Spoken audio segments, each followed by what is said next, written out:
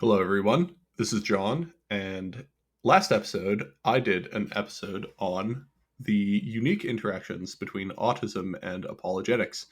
And I got some feedback from that episode where people were wishing I would have given a in-depth concrete example to explain my point and actually give a solution rather than just critique. So I thought I'd do that.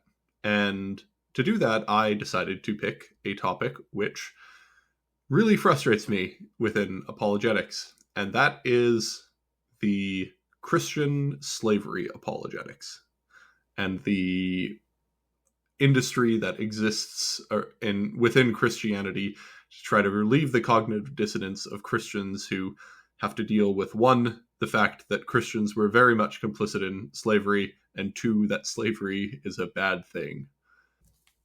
My journey with this has been very long. I have been dealing with this topic basically since I started my research. It comes up all the time for autistic people.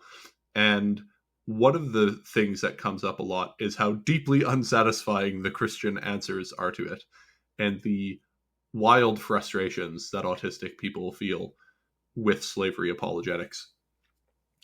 So I think I'll start by just going into a little bit of a story time. So in either April or May of 2024, I was perusing my YouTube recommendations, and I found that a channel that I was subscribed to, Gavin Ortlund,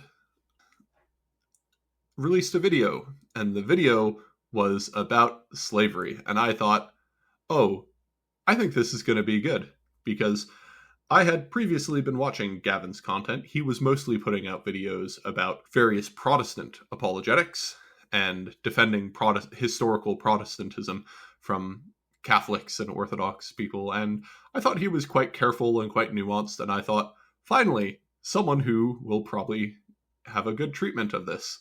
And then I watched the video and I went, ooh, that wasn't good. And that actually prompted the first ever YouTube video that I've made. And that video I sent to Gavin to try to explain to him why his video response wasn't particularly good. And he watched it, he responded to it. I don't think he fully understood the critique that I was trying to get across. So yeah, I just decided to leave it at that. He's a busy guy. I'm sure he gets lots of emails, and I know he gets tons of video responses that are like 10 hours long. I don't blame him for that, but I did find it a particularly frustrating interaction. And while I was on live stream with Dr. Kip Davis, who's a Dead Sea Scroll scholar, who actually had a debate with Gavin about slavery in the Bible, with Dr. Josh Bowen, Kip Davis, and that Trent Horn and Dr. Gavin Ortland, they all had a debate about whether or not the Bible supported slavery. And when I was on Kip Davis's stream, I mentioned that I had made this video response, and some people were interested in what that video is. I will not be resurfacing that video. I'm just going to redo most of that video here and explain to you guys, because I think this is a great example to show what I was trying to demonstrate last time. So I talk about this topic because it bothers a lot of autistic people. It comes up a lot from autistic people, and it is a fairly major source of cognitive dissonance that autistic people have. And I have been fairly successful talking about this to autistic people and helping them think through this. I don't know how successful this will be for people who aren't, or even other autistic people who will listen to it. I do not claim to have all the answers. I don't claim to have a panacea for this problem. I think it is a genuinely complex problem and has a lot of genuine problems for Christians. And yeah, I'm just going to talk about my strategy, because I think the current form of slavery apologetics that happens in Christianity causes far more cognitive dissonance than it does resolve it. And we just end up shooting ourselves in the foot. And I think we should stop shooting ourselves in the foot. And yeah, that's the point of this video. Don't blame me for making another apologetics video. The feedback I got from the last video said you guys wanted this, so you're stuck with me. talking about slavery now. So, before we begin, I think it is important to describe what slavery apologetics is like and why I have such a problem with it. If I were to be able to sum it up in one sort of idea, it's very much like that scene from The Office where Michael Scott comes in and looks at Toby and says, "Why are you the way that you are? I hate so much about the things that you choose to be." And that's basically my general orientation to slavery apologetics. So we're going to start by covering an example of what these videos typically look like. So I will link Gavin's video in the description because I think I'll just use that one because it is the one that made me build this original response video. And it is one that got a lot of attention from autistic people mailing me or messaging me or contacting me somehow saying, "John, please tell me this is not our best response." Or, "Oh no, this is causing me a lot of issues." So I think I'll just respond to this because I have had to walk many autistic Christians through, probably around 12, through Gavin's video and the resulting things that come from it. So I'll summarize the video, but I would recommend that if you are interested in this topic, you watch that video first, and this critique will probably make more sense. So Gavin starts out very good in the video by saying slavery is bad and a moral evil. And I gotta give him props because that is better than many Christian apologists will start out their video. Many of them will say maybe slavery wasn't wrong. And in fact, in the debate that Gavin did with Kip and Josh, they said, "Can we all agree that slavery is a moral evil?" And Trent and Gavin would not agree. So at least he started his video off agreeing that it was a moral evil. So I'll give him that much. The video then goes on to say that it's split into a bunch of sections. The first one is to ask, does the Bible actually support slavery? And so Gavin spends most of his time responding to atheist videos that say that the Bible does support slavery. And Gavin's response to these videos is to say, no, the Bible doesn't support slavery. And attempts to say that it does support slavery are lacking nuanced historical analysis of what the text actually says. And these texts don't account for how slavery operated in the ancient Near East or in Greco-Roman contexts. It'll say, our moral compass has developed and there is need for accommodation for ancient people who lack the benefits of moral hindsight and the political imagination of our current era. So the Bible isn't supporting slavery, it is accommodating people who are less morally developed. He also talks about how for morality to develop, it needs to happen incrementally. And so the Bible isn't supporting slavery, but it is starting a sort of incremental progress away from slavery. Second part of the video, he covers biblical passages and he looks at these passages and he basically says, these Bible passages that seem to condone or support slavery as a legitimate institution need to be contextualized and nuanced. And a lot of people are making comparisons between slavery in the ancient Near East and the transatlantic slave trade. And that comparison is anachronistic and it's wrong. These two were not the same institutions. And when you read about slavery in the Bible, you shouldn't think transatlantic slavery. You should think ancient Near Eastern context. And in the context, it makes much more sense. And he says that you need to nuance this with conversations between condoning something that you don't agree with and that you can't change with giving support to something. And the example he gives is, let's say a son goes off to war and his father is writing him instructions for how to behave in the army. And he says, follow the orders of your commanding officer. Now, that doesn't mean that the father agrees with the war or thinks it's good.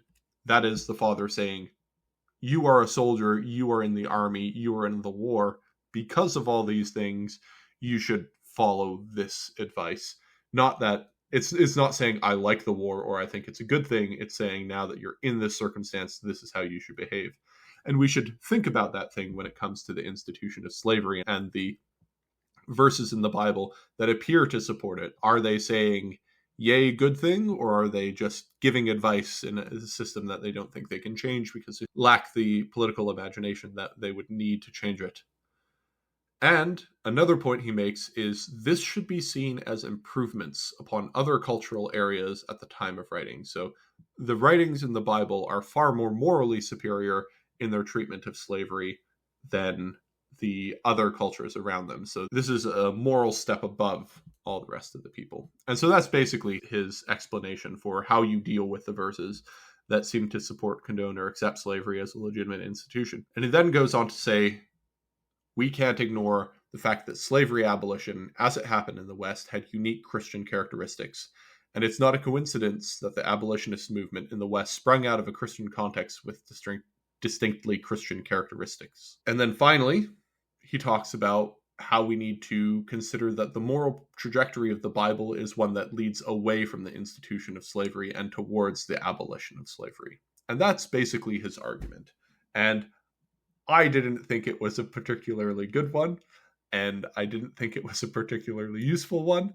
And most of the people who I had talked to, again, I'm dealing with autistic people, so I don't know, maybe this was convincing to another subset of people. Definitely not this one. Basically, I just didn't think it actually addressed the issues. And so, what is the issue? If I were to sum up my problem with Gavin's video, and not just Gavin's video, but slavery apologetics in general, it is that slavery apologetics are for convinced Christians who are firmly within Christianity, who feel uncomfortable that the Bible seems to endorse slavery, and it answers those people's questions. However, there are a very wide spectrum of questions that really do need addressing that simply don't get addressed by slavery apologetics. And these questions are questions that are asked by Christians who are struggling with the faith, Christians who are now questioning Christianity, Christians who are dealing with a lot of cognitive dissonance from other aspects of Christianity and aren't looking for how they can feel comfortable within Christianity. They're looking for, is Christianity even good? And there are also questions from like atheists and agnostics that are legitimately good questions and questions that actually need addressing, things that need to be said. And those questions just aren't being addressed by slavery apologists. Some of them are, like maybe one or two of them. But if you look at the actual concerns that people are having with the role that Christianity played within slavery, there is a whole host of questions that are simply not being addressed and are being either actively ignored or intentionally avoided because they will be very difficult to actually explain. Again, most people I'm talking to are autistic. They tend to be very well read. They tend to know the arguments pretty well. And they also tend to be very good at evaluating arguments. And like looking at the other side, looking at other people's arguments and evaluating whether or not they're good. And in that context, it is very hard to convince autistic people that the apologetics questions that are being answered are the only ones worth asking. There are many legitimate questions that go unanswered. A lot of Christians will watch Gavin's video and go, this is great. This is awesome. There is no need to improve on this. This is slavery apologetics that satisfies me. And I get that. I'm not denying that people find this type of thing satisfying, or people are reading these things and going, oh yeah, I resonate with that. I would contend, though, that the reason you probably feel that way is because you're already convinced Christianity is true, and now you're trying to rationalize how to deal with the uncomfortable reality that Christians did some pretty messed up things when it came to slavery. And that the Bible does not seem to overtly condemn those people. If you are already in Christianity and already convinced it's true and now just looking for reasons to feel it's true, I'm sure Gavin's video was very helpful. If you are not in that category, it probably was not. And to explain to you how this type of thing sounds to people who aren't already convinced Christians, I've decided to come up with an analogy. So, this is something I deal with a lot in real life. I am very involved with very educated autistic people, and inevitably the topic of communism comes up. And I will have autistic people say that the USSR was a good place, and that the USSR really didn't do anything wrong, and that we should give more credit to them, and they were actually a good institution destroyed by the evil capitalists.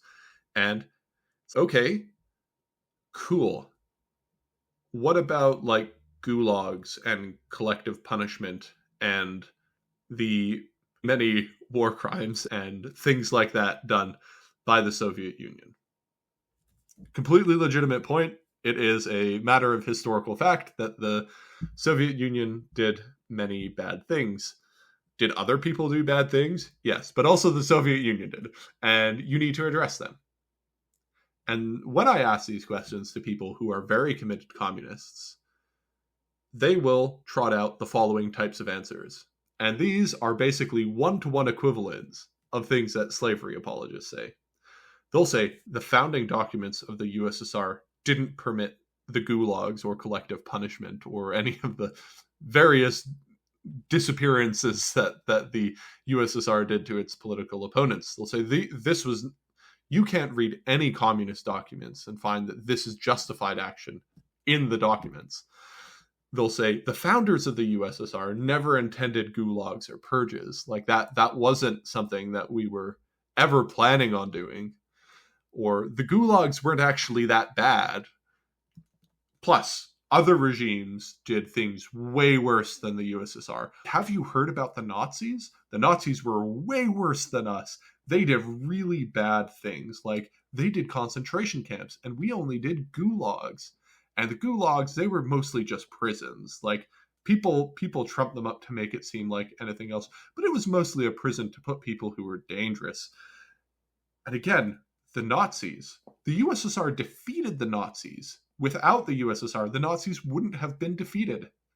And they played such an instrumental role in the defeating of the Nazis, who were clearly the greater evil, that we should be thankful for the USSR and everything they did. And they'll go on to say, did you know that within the USSR, there were many people who were fighting against gulags and against collective punishment, who were saying this is bad from the start, and who always opposed the various totalitarian, authoritarian practices used by the USSR. And they'll go on to say, look, when Stalin died, the Gulag system was dismantled. We got rid of it. We stopped the collective punishment that was enforced under Joseph Stalin and the other things like that. We dismantled that. Isn't that great? Now, I just want you to, listen to that and think, are you any more convinced that the USSR was actually good? Or that the USSR's use of collective punishment and gulags was actually justified? No.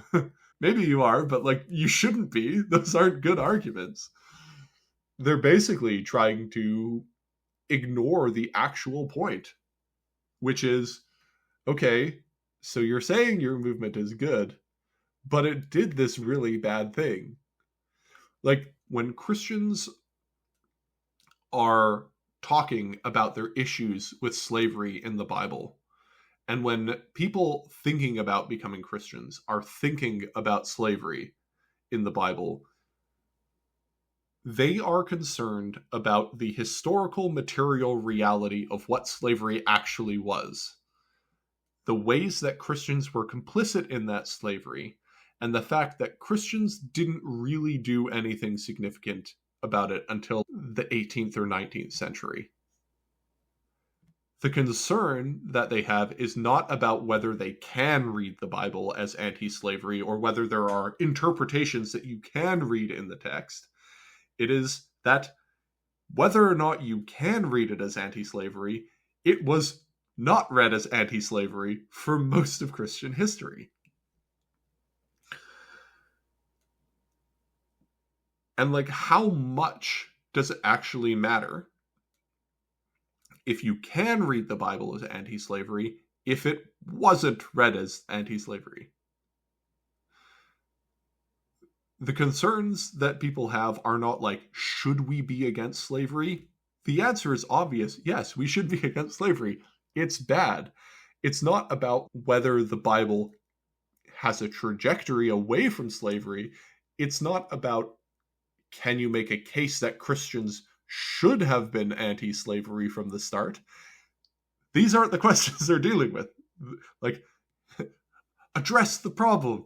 The problem here is that Christians did slavery and did a lot of it and did it pretty enthusiastically, pretty much from the beginning, and didn't do anything significant to dismantle it until the abolitionist movement. That's an issue. That needs to be addressed. And when people are asking questions about slavery apologetics, that's what they're getting at. That's what's causing them cognitive dissonance, because these are a matter of historical record. When people say, does the Bible support slavery? What they mean is, why was the Bible able to be used to support slavery? Can the Bible be used to support slavery? And how was the Bible used to support slavery? Christian apologists don't answer that question. Instead, what they answer is, how should you read the Bible when it comes to questions about slavery? And this is a great question. You should absolutely answer that question. But this is not the question that people are actually struggling with. Like, most people aren't struggling with figuring out what the anti-slavery hermeneutic is. They're going, okay, but there's lots of slavery here. Like, why did this happen? And an objection that frequently gets brought up, and one that Gavin brought up himself in the video, is, what about Gregory of Nyssa? Gregory of Nyssa was a very important person in the early church. He lived in the 3rd or 4th century. He was responsible for many of the foundational orthodoxies that we now hold within Christianity. He's a very influential figure. And most importantly, he was also against the institution of slavery as a moral evil. He is one of the first, if not the first, voice in the ancient world saying slavery is necessarily wrong. It is immoral. It is an affront to God. And Christians will point out and say, look, Gregory of Nyssa, he was anti-slavery. And that's a cool argument. But the next question is, did everyone listen to Gregory of Nyssa on slavery? And the answer is, obviously not. Very few people listened to him. His ideas about slavery were not influential, and most Christians in the early church were not anti-slavery in the way that Gregory of Nyssa was. If you look at the spectrum between being fully against slavery and being accepting and tolerant of slavery to thinking slavery is a good position that you should be in, versus, I don't know, I don't really like slavery, it's a necessary evil, it's here, it shouldn't be here, and it's bad, obviously don't beat your slaves and don't treat them poorly. Like, most people in the church are not abolitionists. And if most people in the church aren't abolitionists in its early parts, I think it's fair to say that it wasn't because they were ignoring the Bible's teaching on slavery. If you just think about this, if the Bible clearly is against slavery, why did we miss it until the 18th century? Why did it take us 1800 years to realize, oh, actually, no, the Bible is against this practice? There's a very obvious answer to that. It's because it probably wasn't. The original authors of the biblical texts probably didn't actually have an issue with the institution of slavery in the way that we want them to. because if they did, Christian practice probably would have reflected that. Christian practice reflects a lot of the things explicitly stated in the Bible. This should not be a surprise to anyone. Now, the other thing that gets brought up is the abolitionists. They were anti-slavery. And it's like, yes, they absolutely were. And they came a lot later. You had guys like Bartholomew de las Casas, who was a monk in the Caribbean who wrote about the evils of slavery. And to be clear, de las Casas did write about how slavery was evil and wrote against the enslavement of the people of the Caribbean. He also advocated for, we shouldn't use these people as slaves, we should use Africans as slaves. He later recanted that position and said everything else is immoral, but we should be really clear here. Many Christians said it's bad to treat slaves poorly, but they weren't pointing to the Bible and say, look, the Bible clearly says we shouldn't be doing this. They were pointing to other things. And it wasn't until the abolitionist movement kicked off that a new hermeneutic was developed for reading these texts, and a new way of reading these texts was introduced that allowed them to read the Bible in such a way that it did not support slavery and was pro-abolition. Again, these are not positions held by Christians for the majority of church history. The majority of Christians for the majority of church history basically read the Bible and did not find it objecting strongly to the institution of slavery. So, the next common objection that you get from Christian apologists is that expectation reasonable? Should we even expect Christians to have been anti-slavery from the start? So there is a theologian named N.T. Wright who talks about slavery and mostly about Paul's silence on the issue of slavery being evil. And Wright talks about how the early Christians lacked political imagination about abolishing slavery. Slavery was so vital to the economies of ancient Rome that it needed it to function. It would be like saying abolishing electricity in this day and age, or abolishing vehicles, right? You can't really live in a world without vehicles or anything like that. Everything is built with the assumption that you'll have vehicles. And so this was not even within the political imagination of Christians at the time. And so it's not reasonable to have expected Christians to be against slavery. And he's like, okay, I guess, maybe, but if, as people like Gavin claim, slavery is bad and it is morally wrong and the Bible condemns it, I think, yeah, it is reasonable to expect otherwise. If Christianity has a unique claim to moral truth and slavery is morally wrong and the Bible condemns slavery, you should expect otherwise. You should expect a condemnation of it. You should expect a much more concerted effort to end the institution. You could also say, yeah, it is reasonable to expect this. If Christianity has direct revelation from God and direct access to God's will through the Bible, you should have expected them to be abolitionist if this was actually God's will. And let's make some criteria here. So, is this reasonable? I think it's reasonable if it's easily derived from the text. It's a reasonable thing to expect if that's a way that you can easily read the text, and if it's not ambiguous. It is reasonable if it is a conclusion that is easily derived from a Christian moral framework or an understanding of Christian morality. And it's really reasonable to expect if it's clearly morally wrong and contrary to the will of God. If those things are all true, I think even if it is an important institution, it is reasonable to expect its critique. And again, you find one guy, like Gregory of Nyssa, and a few other sort of exceptions within Christian history. A lot of Christians were against the maltreatment of slaves.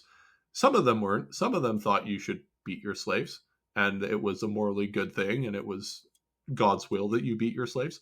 But like, I think it is a reasonable expectation. And one of the reasons I think it is a reasonable expectation is we have lots of examples of Christians looking at institutions in the Roman world and calling them uniquely evil, like institutions and practices in the Roman world, saying, these are bad. I don't care how important they are to you. We're stopping them right now. So, things like infant exposure. So, for those who don't know, infant exposure is the practice of abandoning children to die. So, in the ancient world, a baby would be born. You would examine the baby for deformities. If it had deformities, or if it was a girl and you really didn't want it, you could just abandon it to die. And it was a fairly common practice. There's a famous letter from a Roman soldier to his wife. And the letter basically is like, hey, glad to know you're pregnant. If it's a boy, keep it. If it's a girl, just expose it. It was a normal thing in Rome, and it was an expected thing in Rome. There are midwife handbooks from ancient Rome, and one of the chapters in the midwife handbook is explaining how you should expose, or the criteria for deciding whether or not a child is fit or whether it should be selected for exposure. It was super common. It was extremely widespread. It was seen as a good thing. Christians universally opposed it from the start. It's in the Didache. It is in the Epistle to Diognetus. It is very clear, and one of the Christian distinctives in the ancient world, that Christians did not expose their children. They would keep all their children, and it was seen as a weird thing. Now, why did Christians hold to a belief that infant exposure was wrong? There are a few reasons. One of them is because it was a practice also held by Jews. So Jews in the ancient world also were against infant exposure. Christianity came out of Judaism, so it could have inherited that as its moral framework. The second reason is that I think it's a fairly reasonable thing to derive from the text. Now, the biblical texts don't say don't expose your children. It just says killing people is wrong, and babies being people, it's pretty easy to make the one-to-one connection that if killing people is wrong, then killing babies is wrong. So Christians were very easily able to identify the practice of infant exposure and say, this is actually bad and we shouldn't do it, and we're not going to do it. So why didn't they do it with slavery if that was also the logical conclusion that you should come to? If you could read the text and come away with the idea that infant exposure is wrong, why not also come to the conclusion that slavery is wrong and enact it in a similar way? Another example you could use is usury, so the charging of interest on loans. This was strongly condemned by the early church, strongly condemned by early Christians. Like St. Basil has a book called On Social Justice, and for a good portion of it, he talks about how it is wrong and immoral to charge interest on loans. Now, again, usury is economically important. It is, if you are in a system that needs capital and needs loans, you have no incentive to loan money if you don't think you're going to get back more money when you loan it to someone. This is needed for the economy. Christians didn't care. They said no usury. So even the argument that slavery was so important to the economy, Christians were happy to destroy usury. Why wouldn't they be happy to destroy slavery?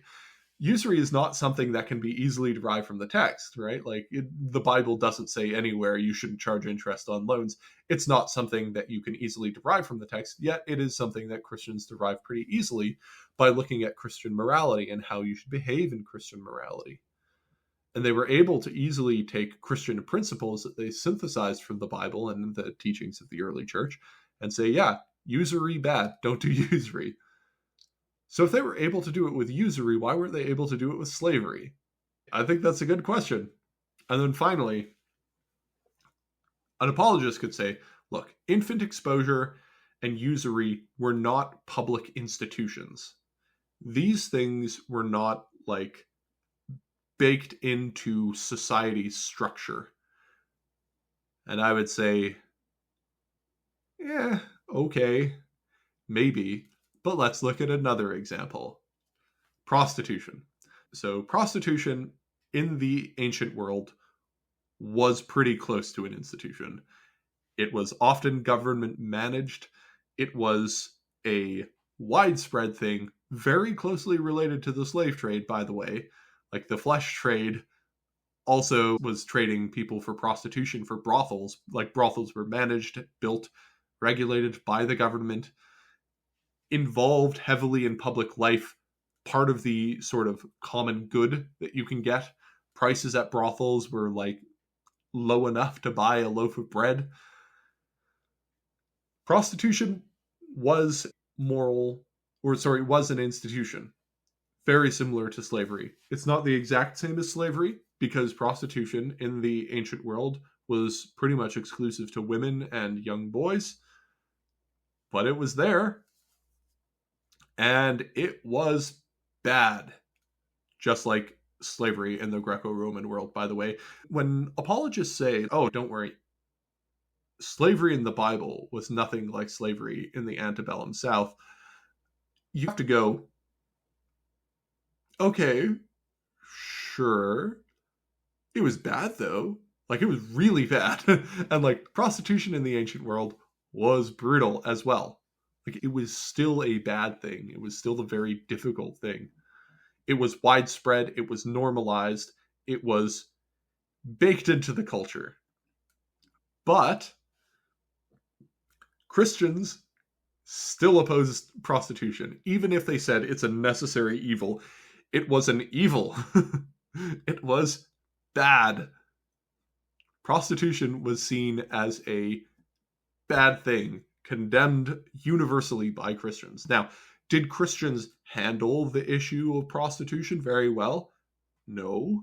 Sometimes they did. I think sometimes they handled prostitution very well in the sense that they realized that what prostitution is not just sexual immorality, it's the exploitation of poor women and young boys, and it is like there's a strong economic component to it, and you should very much want people to not be involved in it. And you have, again, many writers from the early church looking at prostitution and asking, if someone is forced into prostitution, have they sinned by being a prostitute? And they answer no. And so, like, I think you can make a pretty good case that Christians saw prostitution and looked at it and thought, this is bad, we shouldn't do it, and actively opposed it, and actively tried to restrain it, and actively fought against it, like tooth and nail. Why did they do that? Because it was clearly derivable from the text, right? It is clearly condemned. All these things. So if they could condemn infant exposure, if they could condemn usury, if they could condemn prostitution, is it reasonable for them to condemn slavery? I think the answer is inevitably yes. It is reasonable to expect them to have condemned it. And they didn't. So why didn't they?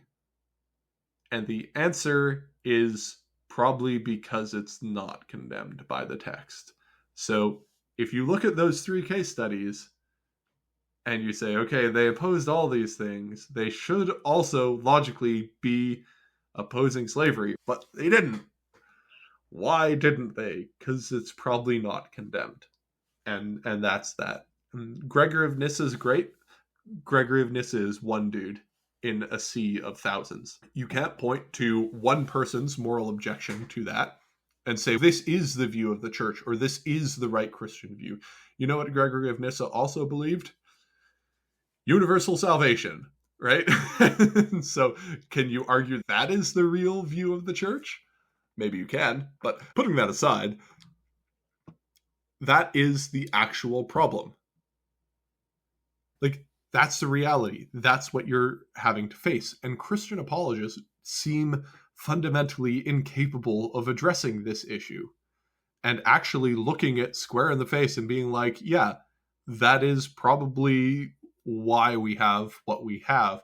Like, we do a very poor job of answering the actual objection. Why did we do it? Why were we so enthusiastic about doing it? And why did we do it for so long? It is a hard question, and that's what you need to actually address. You can't use whataboutisms. You can't say, look at these other people, they were way worse, or you're comparing it to antebellum slavery, and this was nothing like antebellum slavery. As a historical fact, that's somewhat misleading. Slavery in the ancient Near East was brutal. Slavery in the Greco-Roman world was also extremely brutal. Like, you can't look at slavery in the Greco-Roman world and tell me, oh, it was actually fine, because some slaves had higher prestige positions. Okay, but they were also like slaves still. They may have enjoyed some relative seniority. Guess what? People in the transatlantic slave trade also enjoyed positions of relative comfort and security. That doesn't mean it was good. It was bad for everyone. And you need to address the actual majority of the really bad stuff. And there was a lot of it in the Greco-Roman world, and there was a lot of it that Christians would have seen. And they didn't condemn it. And they didn't condemn it probably because when they were looking at the text, they didn't find it. And when they were looking at their traditions, they just didn't find it. So we need to deal with that. There's a scene from No Country for Old Men where the antagonist, Anton Chigurh, he's sitting down across from a character who's trying to rationalize his way out of being killed. And Anton Chigurh basically says, you should admit your situation. There would be more dignity in that. And I think that's basically what it comes down to for Christians. Slavery is a massive black mark on our tradition. It wasn't good, and we participated in it for a very long time, and we shouldn't have participated in it. And the fact that we did does, like, actually bring up serious questions about the legitimacy of Christianity. And we need to address that, and we need to find ways of actually addressing it. So if you want further reading on this, just to, like, actually get the facts, I am going to recommend 4 resources. These are resources that I have chosen because I found them accessible, and they're also academic works. These are not works by apologists. These are works by historians looking at slavery and Christianity.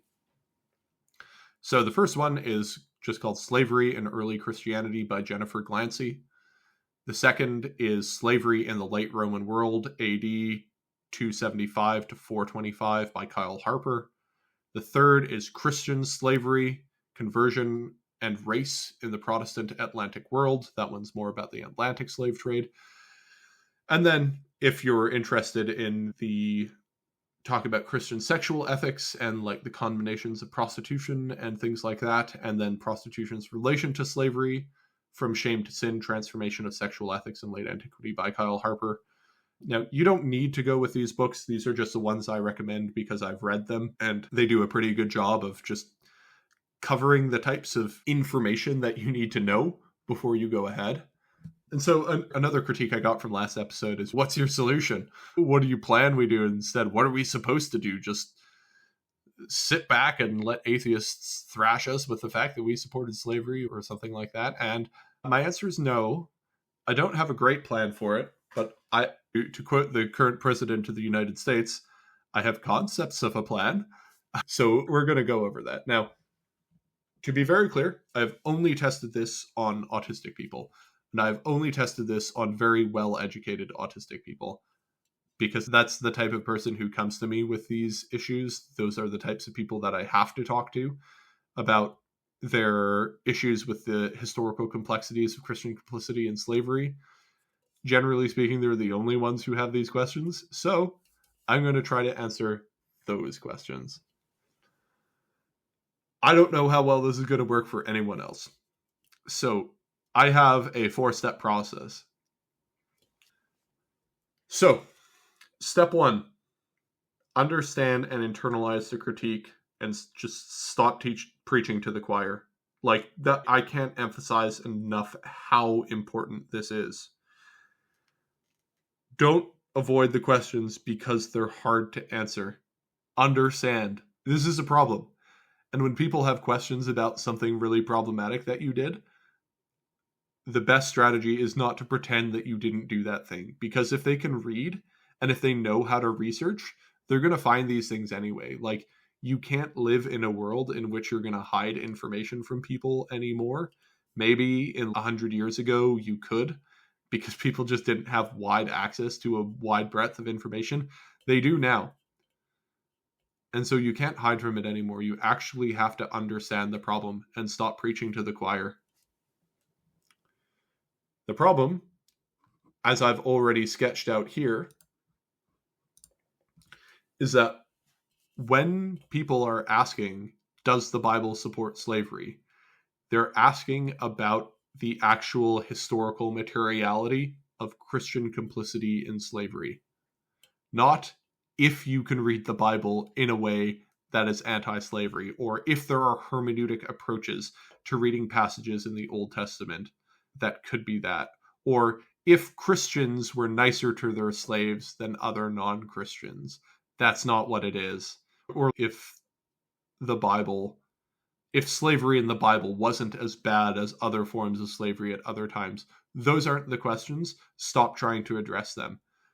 No one cares. Maybe people care, but those people are already convinced Christians and probably don't need you to tell them all these things because they would already believe them. So, answer the question. Step 1, figure out what the question is, and the question is almost always about why were we so complicit in slavery for so long? And why did it take us so long to realize, oops, if we have like actual moral messaging in the Bible that says don't do it. Step 2, draw an accurate picture. So this takes a while, but it is very important that you give an accurate picture. Now, a lot of atheist YouTubers don't do a particularly good job of this, I will say. Christian apologists do an even worse job, but I've watched enough Reddit atheism to know that they also wildly mischaracterize slavery. But just read those books I recommended. Read Christian Slavery by Glancy. Read The Slavery in Late Roman World by Kyle Harper. Read Christian Slavery. Just read those books. Figure out what slavery actually looked like. Things that you should include in like your list of things that you need to acknowledge in your roadmap. 1, early Christians were not abolitionists. They just weren't. There's really no evidence that they owned slaves. They had Christian epithets on the chains that they would use to hold slaves. They didn't condemn slavery as an institution. And where they did, it was very rare. And that critique did not hold and did not last and was not widely adopted. Most of the early readers of the Bible did not read it as an anti-slavery institution. Most of the early church did not think that slavery was a moral evil that needed to be abolished. Many of them thought, oh, this is bad, but they didn't take active steps to get rid of it. You need to be very clear about that. When the Bible talks about slavery, it's not talking about nice indentured servitude. It's not talking about good things. Like, slavery in the ancient Near East was brutal and bad and sucked. Slavery in the Greco-Roman world, which is one I know far more about than the ancient Near East, was horrendous. Like, absolutely soul-shatteringly bad. Don't try to pretend it's not. Many early Christians, when they were writing about slavery, saw slaves as a part of good natural hierarchy ordained by God. I don't like that they did, but they did. And they didn't see anything in the biblical text that should contravene that. They, in fact, used Paul talking about slaves obey your masters as justifications for doing these things. And despite Paul's in Galatians saying there is no slave or free, for all are one in Christ. That isn't what Christians read at that time in the context of we should get rid of slavery. They just didn't read it like that. They read slaves obey your masters, and they thought this is a good institution and we should keep it. Many of them explicitly baked slavery into their understanding of hierarchies in the cosmos. Read Pseudo-Dionysius. He explicitly talks about like different rungs of spirituality, and on the bottom rung you have women and slaves. This is the reality. I don't know. Christians were also not a unique voice condemning the mistreatment and cruelty towards slaves. There were pagan philosophers who did that. Seneca did that. A bunch of the Stoics did that. Many Romans were able to look at how slaves were treated and say, this is bad and mean, and you shouldn't mistreat them. You should be a good, fair person.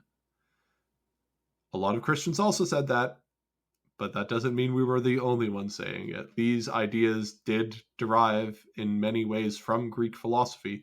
In fact, Gregory of Nyssa was very heavily influenced by Neoplatonists and probably some other groups. His ideas about slavery abolition seem to have more in common with those groups than they do prevailing Christians. That doesn't mean that this isn't a Christian idea.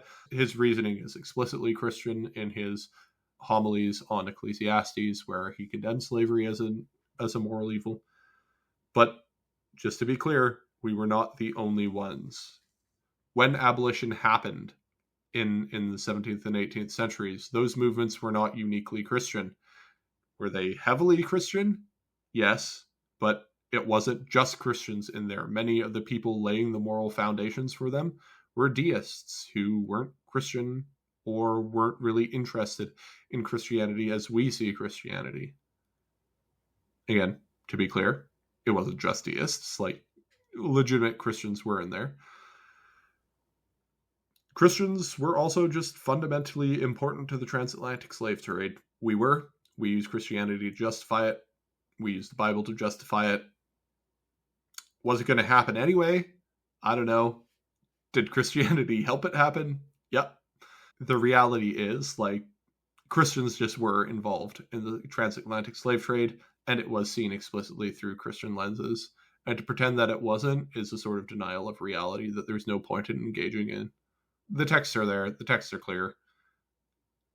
Christians had slaves. Christians thought slavery was fine until the abolitionist movements came in.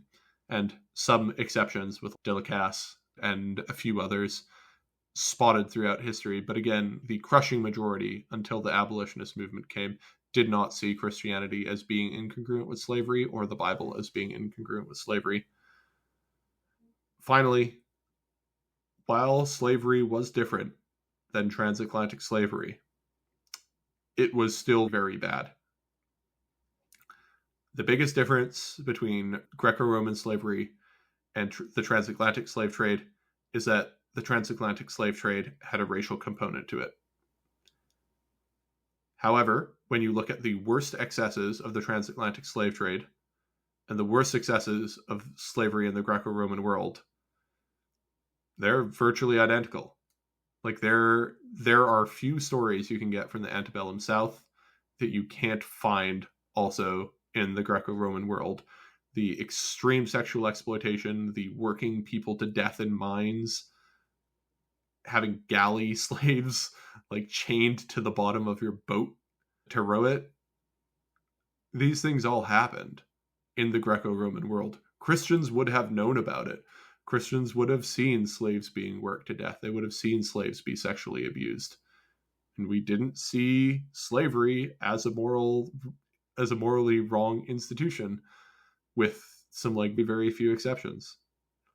And so while the common apologist talking point of when you think slavery, you're thinking of the antebellum South and the transatlantic slave trade, but you should be thinking of slavery as very different in the ancient Near East and the Greco-Roman world. And it's like, okay, I'll happily grant they're different, but at this point, it's like saying, sure, this genocide was worse than this other genocide. Okay, strictly speaking, you are right.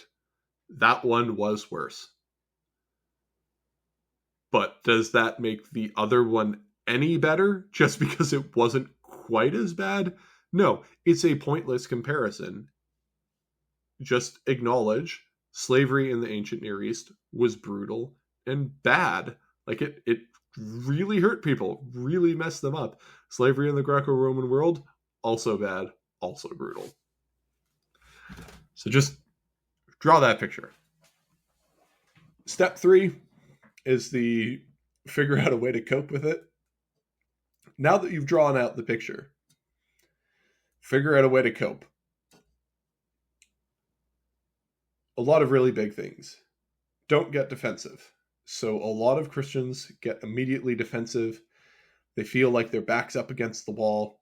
They feel like they need to defend all of Christianity and the bad things we did with slavery. You don't need to do that. Just free yourself from this burden. Take the L. Yeah, Christians screwed up. We should not have done it. We should not have read these things the way we did. That sucks. Just say it. It's fine. We didn't do a good job. We do not have a good historical record. The reason that people feel cognitive dissonance around it is because we look at slavery and we go, oh, this is actually really immoral and it's embarrassing. And it's also just a clear matter of the historical record. And no amount of pretending that slavery in the ancient Near East wasn't bad, and no pretending that the Bible doesn't actually condemn these things, change the fact that no amount of saying the Bible doesn't actually condone these things. You see, when you read it in context, it doesn't say these things. Why did the people in the context that you're saying that in context it doesn't condemn it? Why didn't the people in that context condemn it then? Clearly, because it doesn't. And it sucks. It's embarrassing. However, you need to deal with it. And the best way to deal with an embarrassing situation is not to pretend that it didn't happen. Just acknowledge the failure. And then, 2, actually build like a conceptual model of Christian failure and how to think about Christianity when Christians fail at things. Now, this is a massive thing, and I mean, it could be its own 3-part series probably, but there is a lot of things that you have to think about because Christianity doesn't just have a bad track record on slavery. We have a bad track record on a lot of stuff. And so learning about how to conceptualize Christianity and the Bible, given that we've done a lot of really bad and unconscionable things, is something that you should generally just do rather than trying to pretend that we didn't do bad things. One of the things to do is just accept that Christians did fail and that we should expect them to fail. And not only should we expect them to fail, we should expect us to fail, and that whenever you try to do Christianity, you should see your attempt to do Christianity as one that will ultimately not succeed. Because in doing Christianity and in trying to work within Christianity, there always seems to be a case where we end up taking it to places that we shouldn't. And I don't think there's ever been a case in which we just haven't done that. And so that should be baked into your expectations and learn how to think about that. I think you also need to develop a more complicated understanding of ethics and revelation and the will of God and how to think of the will of God beyond I read it in the book or I didn't read it in the book. Now, many Christians will recoil at that, but I don't know. It's just what you have to do. If you go, the only ethical reasoning we should have to do is clearly reading a text, you are probably going to have an enormous amount of cognitive dissonance and you will not think about things in a particularly helpful way. Finally, and this is my big strategy, this is how I actually deal with the myriad of Christian failures and our long history of failure, is to understand Christianity and Christian tradition differently. Now, I will say this only really works if you're Protestant, so sorry, Catholics and Orthodox out there.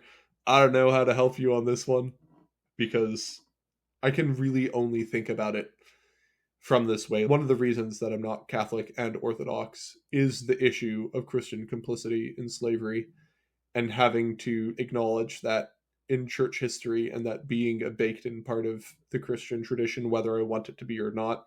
To be very clear, I don't want it to be that way. I just think it's a clear reality that we have to face. And so, what is Christianity? Is the next question. And one thing that I think is really important to conceptualize is that Christianity isn't a single thing. It isn't one thing. It doesn't work one way. It doesn't operate in one way. There is a theologian named Marika Rose, and she has this quote, which is, "What does it mean to say that the Christian tradition is internally contradictory, and you're always being faithful to some aspects and betraying others?" And I think that's something that you seriously need to contend with, is that if you look through Christian history, you cannot simultaneously have Gregory of Nyssa and Pseudo-Dionysius together, because Gregory of Nyssa and Pseudo-Dionysius, although I like Pseudo-Dionysius, I think the sort of apophatic theology ideas he has are good. He's the father of Christian mysticism. But like, you cannot have Gregory of Nyssa's critiques of slavery alongside Pseudo-Dionysius' ideas of slavery. These are internally contradictory. You can't hold them together. You can't hold Gregory of Nyssa next to most early Christian writers who wrote about slavery. And then you can't hold those guys against other ones because they say different things. Now, as a Protestant, this is fine. You should expect this because we don't believe that there has only been one unified teaching from the church from its inception and that the church has faithfully preserved it. We believe that church history is actually messy and really complicated, and there isn't a really good way out of it, and that there are many issues, many problems within Christian history, and we should just be honest about that. And honest about, yeah, Christians did suck. We did a lot of really bad things. As a Protestant, you should really have no issue saying that, right? Like, you should listen to that and go, yep, that's pretty par for the course. That's what I expect. And I think that's a really effective way, at least that I've found, of dealing with Christian complicity in slavery, is not trying to say, no, see, actually, it's not this way. It's just to say, yeah, that is the reality and it sucks and we shouldn't have done that. But Christianity is not just a tradition, is not just one single unified tradition from its inception. It is a tree. And depending on where that tree gets planted, it will behave differently. And you just got to roll with that. And just because a tree looks differently doesn't mean it's not actually Christian. But Christianity is a complex phenomena. And it's a complex phenomena that we should really care about and think about in a way that allows us to deal with the fact that many of the times we did not do a particularly good job, and just acknowledge it and not try to defend it and say, yeah, they failed, but we should expect them to fail. And we should expect that we're going to fail, and that failure is a sort of intrinsic part of Christianity. Like, you, as Paul says, all have fallen short of the glory of God, or for all have sinned and fallen short of the glory of God. That's, you should internalize that. And that is like that Garfield meme where Garfield is walking past a sign that has Garfield with a big no, like a big X on it, and he walks past it and says, I wonder who that's for. That's for you as well. When it comes to Christianity, you don't actually have to defend it. You don't actually have to make excuses for bad parts of the Christian tradition. You can basically just say, yeah, that's morally reprehensible and bad, and I wish it wasn't that way.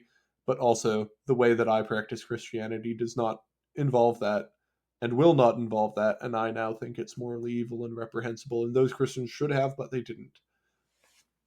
And yeah, that's basically how I've learned to cope with it, and how I found a lot of other autistics have learned to cope with it. Finally, step 4. Acknowledge that there are good things within the Christian tradition when it comes to slavery. You don't have to. It is very important that you acknowledge Christian failure and just be upfront about it and not try to defend it or excuse it. But it's also important to say it wasn't all just failure. Like there were some good spots throughout Christian history, and I think pretty much all throughout Christian history you can point to parts of the Christian tradition that did handle things correctly. Like I talked about how Christians didn't handle the question of prostitution very well.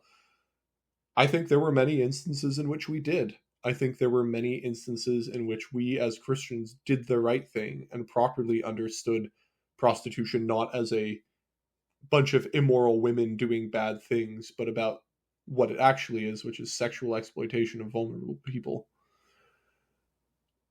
And like, those critiques were good. You can be proud of the fact that sometimes people in our tradition got it right. And simultaneously, while you're saying there were these other people who definitely got it wrong and we shouldn't follow them, we should also say there were people who got it right and we should follow those guys instead. How do you know we got them right? I mean, this is a question of ethics and a much bigger topic for another day, but there's a whole other topic about how do you know which ones you're supposed to follow and which ones you're not, and that's a completely different philosophical discussion that I don't really have time to get into for this episode. But yeah, Gregory of Nyssa is cool. You should like his critique of slavery, and you should not be ashamed to say this is a Christian critique and it's inherently Christian. Many early Christians, while they didn't critique slavery as an institution, thought that manumission was good, considered it praiseworthy. Like they set up offices of manumission, and Christian governors ordered the offices of manumission to be open at all times during the day and week and never shut down so that people could be manumitted. Manumission was also seen as like a good thing that Christians should practice. Again, by some Christians, not by all of them. Again, not by all Christians. Some were slave owners who thought manumission was bad and immoral and that they should be allowed to have slaves and that people who were doing manumission sucked. But there were some who were very clear-eyed about this and thought, this is something that's bad. This is something that we should deal with. Many Christians did actually seem very concerned with the state of slaves and with their well-being, and that's a good thing. And we should acknowledge that, and we should say, look, Christians may have been often on the wrong side of this issue, but we weren't always on the wrong side of this issue. That doesn't excuse the ones who were on the wrong side of it, but we should acknowledge that also within our tradition, there is a pro-slavery side, obviously. But there's also an anti-slavery side, and also a side that sees slavery as bad. Now, both of those ideas appear in the same tradition, and you can't pretend that the pro-slavery ones don't exist, because they definitely do, and they have existed. And even while slavery abolition was not exclusively Christian, it was very Christian in its character. There were many Christians who were deeply involved with slavery, with anti-slavery, that were deeply Christian in their thinking and deeply Christian in their conceptualization of why slavery should be abolished. There were guys like Bartholomew de la Casse who, despite his many problematic views on African slaves, had at least a really good critique of slavery in the Spanish territories in the Caribbean. That's good. And again, he later recanted his idea that you shouldn't use Caribbean slaves, you should use African slaves. He later then said, actually, no, African slaves are bad as well. De la Casse talks about the hideous crimes that were committed as a Christian. There were monks within the Spanish colonies who refused communion to slave owners because of the disgusting treatment that they saw. of slave owners, and this is good. We should highlight those things as well and say, look, within this tradition, there is pro-slavery, but there is also anti-slavery, and there's also complexity, and there are things that you can point to say these are good. Like, you read a lot of documents from the Civil War, and although the Civil War didn't start out as an anti-slavery holy war, in many ways it did shift to that.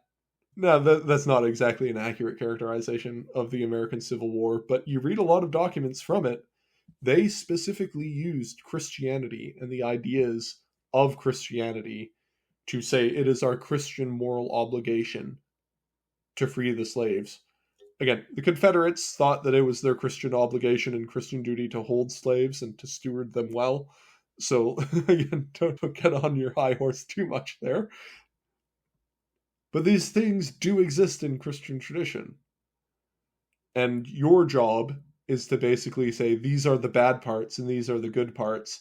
And I'm going to go with the good parts and not the bad parts. Again, that's not something you can really do if you're Orthodox or Catholic. This is like one of the reasons why I'm Protestant. But you can look at these things and you can say they're good.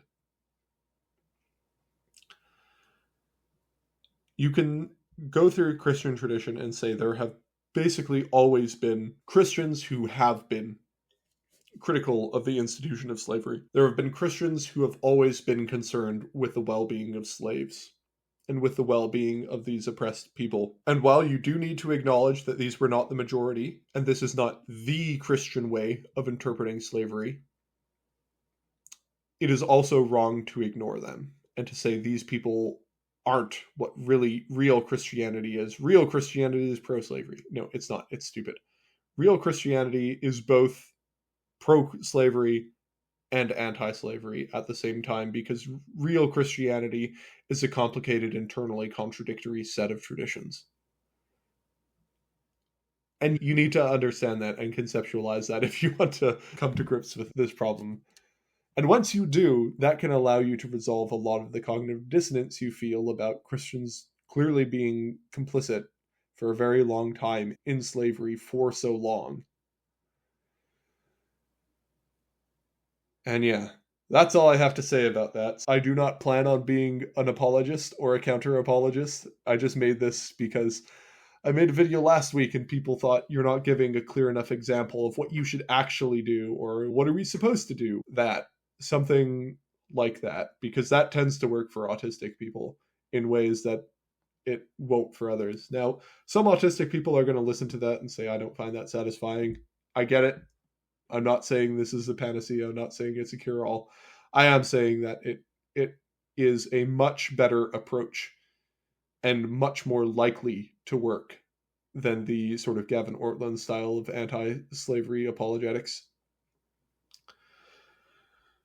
That's all I have for this week. Thank you all for tuning in. If you want to email me, you can email me at christianityonthespectrum@gmail.com. You can find me on Twitter at the handle @ChristianityOn. If you would like to get a link to our Discord, you can message me on one of those platforms. I'm also on Blue Sky, same handle, @ChristianityOn at bluesky.social. Our Discord is very cool, has many cool people on it, many autistic Christians. If you are an autistic Christian looking for a community that will probably understand you, I'm not saying we will, I'm not saying it'll be great, but I'm saying you can join it if you'd like it, and I think it's pretty fun. Also, exciting times. I think around next week, we should have a merch shop with many Johnisms and things like that, and inside jokes and jokes from the podcast, where you can proudly display your autism and Christianity merch. Hopefully, I'll have that up by next week. That's all I have for you. See you later.